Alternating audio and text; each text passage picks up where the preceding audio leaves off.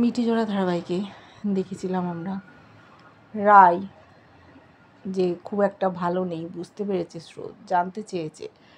অনির্বাণ সকলের সামনেই এমন কথা বলেছে যার মানে দাঁড়ায় রায় সন্দেহ করছে সিমরানকে।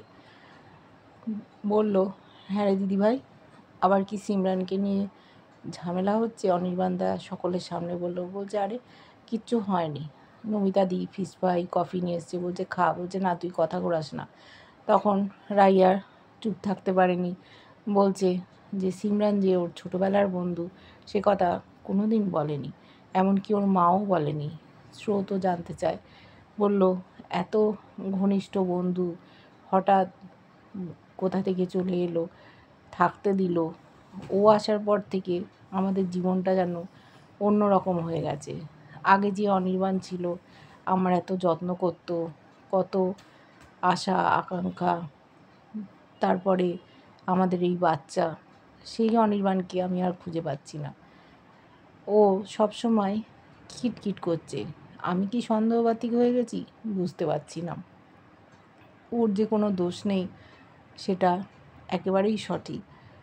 কোয়েলের সাথে যখন ঝামেলা হলো ওই আশ্রয় দিয়েছিল, কিন্তু অনির্বাণ কোয়েলের দিকেই ঝুঁকে গেল। রায়কে বাড়ি থেকে চলে যেতে হলো। আবার এই সিমরান এলো, ছোটোবেলার সে বন্ধু। হয়তো সিমরান মানুষটা ভালো, কিন্তু কী উদ্দেশ্যে এত বছর পর কলকাতা এলো? সব সময় ওর শাশুড়ি মা বলে অনির্বাণের সাথে বিয়ে হলে ভালো হতো, ওর সামনেই সব বলে। যখন এত দূর সম্পর্ক ছিল তাহলে কেন ওকে জানায়নি? বলছে রাই, যদি আমার এরকম হতো, আমার ছোটোবেলার কোনো বন্ধু হঠাৎ করে চলে আসতো, তাকে বাড়িতে থাকতে দিতাম, অনির্বাণ কি মেনে নিত? ধরলাম মেয়ে বন্ধু, সেই মেয়ে বন্ধু থাকলেও কি মানতো? না সম্ভব। আমি তো সবটাই মেনে নিচ্ছি, তারপরেও অনির্বাণ এরকম করছে। ওদিকে অনির্বাণ আর স্বার্থ একসাথে খেতে বসেছে। সার্থকের মনটা ভালো নেই। অনির্বাণ বলছে যে তোমার কিছু হয়েছে? বললো না না, কী হবে? কেসটা নিয়ে জিজ্ঞেস করলো।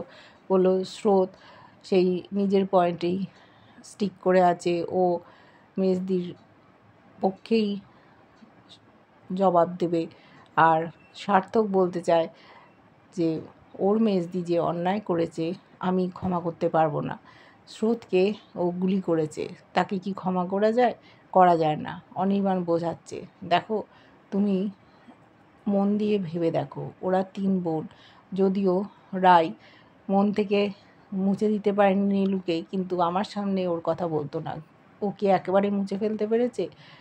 ওকে হয়তো আর কোনো দিন বাড়িতে আশ্রয় দেবে না, সেরকমভাবে মেলামেশা করবে না, তবু ওরা 3 বোন। ধরো স্রোত নীলুর সাথে বড় হয়েছে, স্কুলে গেছে, ওদের কত গল্প, কত স্মৃতি। ও কি করে ওর মেজদিকে বিপদের মুখে ঠেলে দেবে? তোমাকে সেটা ভাবতে হবে, একটা ইমোশান জড়িয়ে আছে। স্রোতের সাথে তুমি মানিয়ে নাও, ও যেটা করতে চাইছে ওর সঙ্গ দাও, তুমি অন্য কথা জেরার মুখে বলো না, এটা আমার অনুরোধ। কিন্তু সার্থক মানতে চাইছে না। এই একটা ব্যাপারের জন্যই স্রোতের সাথে ওর দূরত্ব বেড়ে যাচ্ছে। অনির্বাণ বুঝতে পেরেছে, ওকে বোঝাচ্ছে, বলছে দেখো রাই আমাকে প্রথম দিন নিয়ে গেছিলো, নীলু কত অন্যায় করেছিল, আমার জেল আজও ধরতে পারতো, তাও আমি ওর সাথে গিয়েছিলাম আদালতে। তারপরে রাই আমাকে বলেছে না যেতে হবে না, তোমাকে এই কেস থেকে আমি মুক্তি দিলাম, আমি আর ওই জন্য যাই না। নীলুর ব্যাপারে কোনো কথাও বলে না, কিন্তু ওর তো বোন, তাই আমি আর এই নিয়ে কোনো কথা বাড়াই না। অনেক বোঝালো সার্থককে।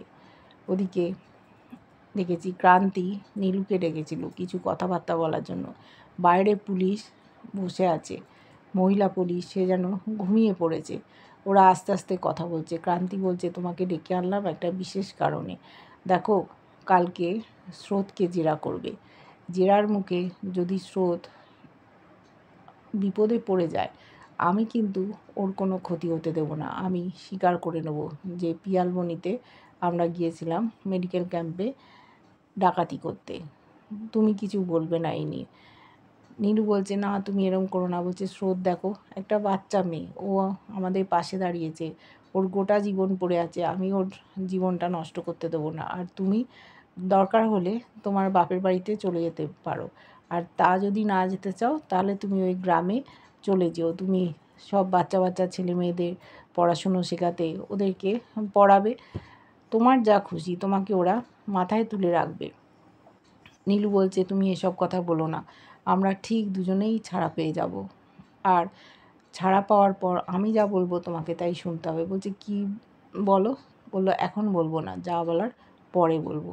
ওরাও খুব চিন্তায়, কি হবে বুঝতে পারছে না। স্পেশাল পারমিশন নিয়ে নীলুকে ডেকে এনেছে, কিন্তু নীলু ক্রান্তিকে ভালোবেসে বিয়ে করেছে। বলছে এখন আমার এইসব কঠিন কঠিন কথাবার্তা ভালো লাগছে না, আমরা একটু সময় কাটাই, এক্ষুনি তো ডেকে নিয়ে যাবে পুলিশ।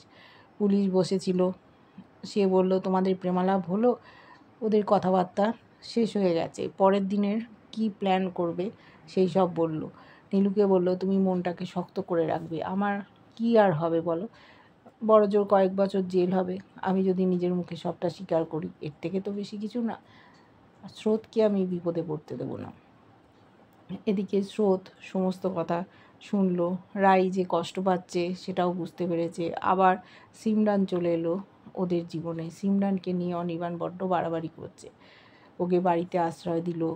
ও বিল্লিকে খুব ভালোবাসে, সেটা ঠিক কথা, কিন্তু অনির্বাণ এখন ওর সাথে বেশি সময় কাটায়, রায়ের সাথে কথা বলতে ও আর ভালোবাসছে না। বুঝতে পারছে আস্তে আস্তে ও যেন সরে যাচ্ছে। যে রাইকেও এত ভালোবাসতো, এত আগলে রেখেছিল, তার থেকে অনেক দূরে চলে যাচ্ছে সিমরান আসার পর। বলছে ছোটোবেলার বন্ধু, গড়গড় করে সব ডায়লগ বলছে, এত কথা ও কই আমাকে তো কোনো দিন শেয়ার করেনি, হঠাৎ সামনে দেখার পর সব মনে পড়ে গেল, ইচ্ছে করে কি আমাকে বলেনি।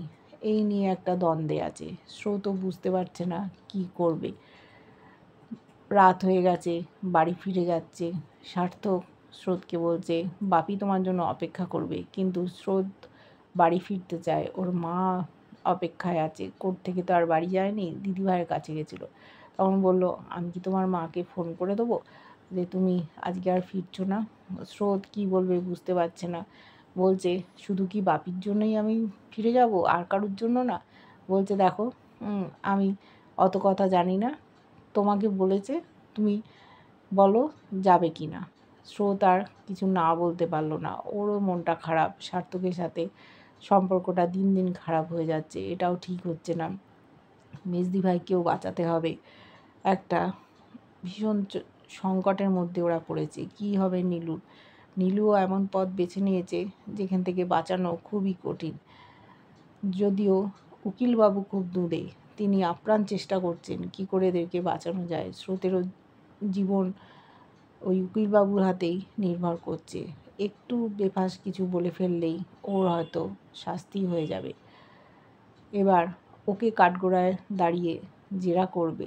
সার্থক যদি অন্য কথা বলে, স্রোত অন্য কথা বলে, তখন বিচারকের পক্ষে মুশকিল হবে বিচার করার। কি করবেন উনি? এদিকে রায়ও খুব অশান্তিতে আছে। অনির্বাণ কেমন ব্যবহার করছে যেটা ওর পছন্দ হচ্ছে না। এবার দেখব তিন বোনের যে জটিলতা সেটা আস্তে আস্তে সলভ হয় কি না। কেমন লাগছে নতুন ধারাবাহিকটা জানিও। ভালো লাগলে লাইক কমেন্ট সাবস্ক্রাইব করে যারা ফেসবুক পেজ থেকে দেখছো ফলো করে সাথে থেকো।